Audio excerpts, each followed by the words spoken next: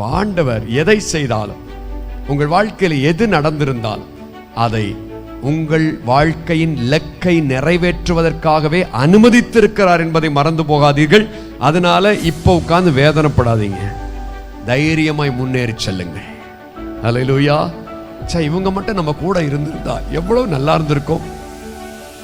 இந்த சகோதரி மட்டும், இந்த சகோதரன் மட்டும் நம்ம கூட இருந்திருந்தா, எங்க அப்பா மட்டும், எங்க அம்மா மட்டும், இந்த என்னுடைய தம்பி, எங்க அண்ணன். ஆண்டவர் சில பேரை உங்களை விட்டு நீக்குகிறார் என்றால் வருத்தப்படாதீர்கள். உங்கள் இலக்கை அடைவதற்கு ஆண்டவர் உதவி செய்வார். அதை பற்றி பயப்படாதீர்கள். கர்த்தர் உங்க கூடவே இருக்கிறார். உங்கள் இலக்கை நீங்கள் அடையும் பொழுது நீங்கள் மறுபடியும் இரண்டத்தனையாய் இழந்தவைகளை பெற்றுக்கொள்வீர்கள். ஹல்லேலூயா. அது வரைக்கும் ஆண்டவர் சொல்லுகிறார், யாரை நம்பாதம்மா, யாரை நம்பாதப்பா, நான் ஒருத்தன் தான் உனக்கு, நான் ஒருவர் தான் உனக்கு உதவி செய்ய முடியும் என்று உங்களை கரம் பிடித்து நடத்தி கொண்டு செல்லுகிறார்.